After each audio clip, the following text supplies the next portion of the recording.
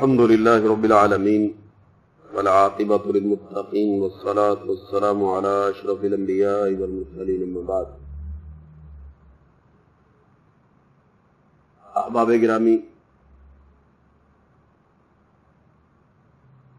اللہ سبحانہ و تعالی کا ادب، رسول اللہ صلی اللہ علیہ وسلم کا ادب اور اب صلی اللہ علیہ وسلم پر نازل ہونے والی کتاب قرآن مجید کا ادب، اس حوالے سے آپ سن چکے۔ آج جن شخصیات کے ذریعے دین ہم تک پہنچا ہے ان کے ادب کے حوالے سے گفتگو کرنا مناسب سمجھتا ہوں۔ میری مراد حضرات صحابہ کرام رضوان اللہ علیہم اجمعین۔ روز اول سے لے کر آج تک شیطان اپنی چالیں چل رہا ہے اور وہ چلتا رہے گا۔ اسلام دشمن قوتوں کی پہلے دن سے یہ کوشش رہی ہے کہ اسلام کے بارے میں کوئی ایسے نظریات قائم کر دیے جائیں جس کی وجہ سے لوگ اسلام سے دور ہو جائیں۔ ان ہتھ کنڈوں میں ایک ہتھ کنڈا حضرات صحابہ کی شخصیات کو مشکوک بنانا ہے۔ کیوں؟ اگر حضرات صحابہ رضوان اللہ علیہم اجمعین کی شخصیات کو مشکوک کر دیا جائے تو سارے کا سارا اسلام ہی ختم ہو جاتا ہے، کیونکہ ان نفوس قدسیہ کے ذریعے ہی ہم تک دین پہنچا ہے۔ جب ان کی شخصیات کو ہی مجروح کر دیا جائے، مشکوک کر دیا جائے تو پھر دین خود بخود مشکوک ہو جاتا ہے۔ اس لیے حضرات صحابہ کا کرام کا ادب ہمارے ایمان کا لازمی جز اور حصہ ہے۔ جب تک ہم ان کا ادب نہیں کرتے، جب تک ہم ان کا احترام نہیں کرتے، ہمارا ایمان مکمل نہیں ہوتا۔ یہ وہ شخصیات ہیں کہ جنہوں نے اپنا تن من دن سب کچھ اللہ سبحانہ و تعالیٰ کے لیے قربان کر دیا۔ ادھر سے آیات کا نزول ہوتا تھا، ادھر سے پاک پیغمبر علیہ الصلوۃ والسلام کی زبان مبارک سے کلمات نکلتے، فوری طور پر عمل کر کے دکھاتے۔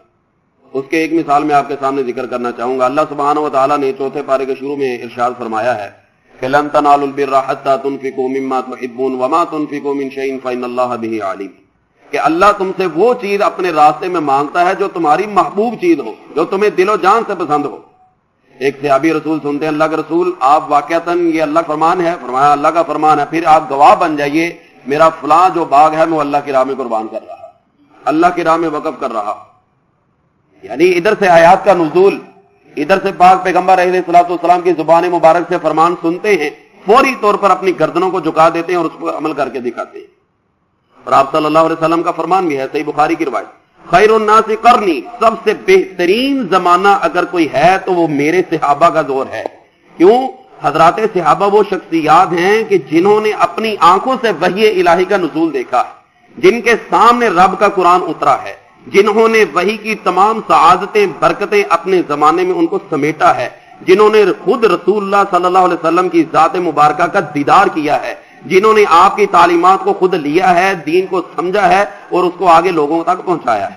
مدینہ طیبہ کی بہت بڑی فضیلت ہے۔ آپ صلی اللہ علیہ وسلم نے فرمایا تم میں سے جو کوئی مرنا چاہے وہ مدینہ میں مرے، اس لیے کہ جو مدینہ میں فوت ہوگا میں محمد اس کی سفارش کروں گا صلی اللہ علیہ وسلم۔ لیکن اس کے باوجود حضرات صحابہ نے نبی علیہ الصلوۃ والسلام کے پیغام کو، دین کے پیغام کو، اللہ کے پیغام کو پہنچانے کے لیے اس بڑی فضیلت کو بھی چھوڑ کر بغداد کی طرف، شام کی طرف، یمن کی طرف، ان شہروں کی طرف سفر کر کے آپ صلی اللہ علیہ وسلم کا پیغام لوگوں تک پہنچایا ہے۔ حضرت سعید بن زید رضی اللہ تعالیٰ عنہ بیان کیا کرتے تھے، لوگوں پیاک پیغمبر علیہ الصلوۃ والسلام کے ساتھ جہاد میں شرکت کرنے والے صحابہ، ان کے چہرے پر جو گرد پڑی ہے، جو غبار پڑا ہے، تم میں سے کوئی حضرت نوح علیہ الصلوۃ والسلام کی عمر کے برابر بھی زندگی پالے اور اس کے مطابق وہ اللہ کی فرما برداری کرتا رہے، وہ 950 سال کی زندگی کے اعمال اکٹھے کر لے اور ایک صحابی کے چہرے پر جو گرد پڑی ہے وہ اس کے اجر کو بھی برابر نہیں پہنچ سکتا۔ یہ سعید بن زید رضی اللہ تعالیٰ عنہ بیان کیا گیا۔ اور آپ صلی اللہ علیہ وسلم کا فرمان، لا تسبوا اصحابی، میرے صحابہ کو برا بھلا نہ کہو۔ سب عربی میں کہتے ہیں کسی کو ایسا انداز اختیار کرنا کہ جس سے دوسرے کی تنقید لازم آئے، جس سے کسی کی عزت میں کمی آئے۔ ہمارے ہاں عمومی طور پر جو لفظ سب ہے اس کا گالی لیا جاتا ہے، عربی میں گالی کے لیے لفظ شتم بولا جاتا ہے، سب نہیں بولا جاتا۔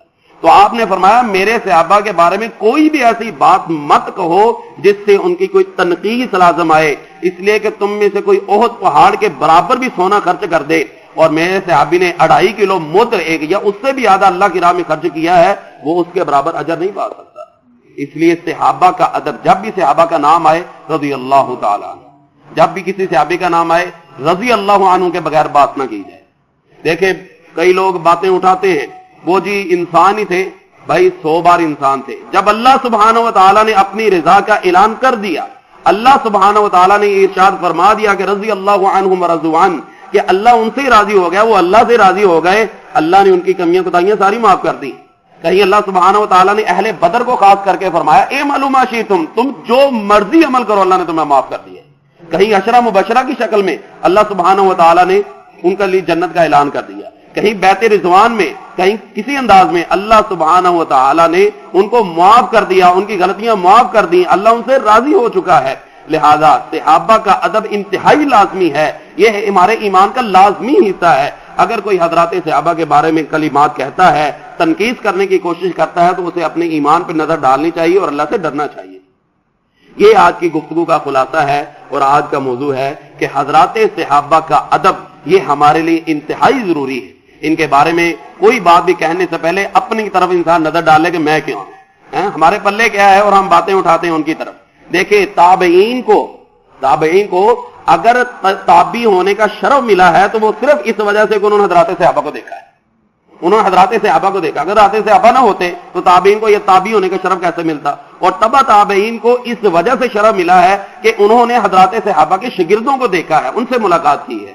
اس لیے حضرات صحابہ کا ادب یہ ہمارے ایمان کا لازمی حصہ ہے اور ہمیں یہ اختیار کرنا چاہیے۔ اس کے بعد جس جگہ پر بیٹھ کے یہ تعلیم حاصل کی گئی ہے، جس پیغام کو، اللہ کے پیغام کو جس جگہ پہ بیٹھ کے لوگوں تک پہنچایا گیا ہے، جسے ہم مسجد کہتے ہیں، اس کے آداب انشاءاللہ آئندہ گفتگو میں ہوں گے۔ اللہ سبحانہ و تعالی ہمیں ہر قسم کے آداب کو اختیار کرنے کی توفیق عطا فرمائے۔ وما علی الا البلاغ المبین۔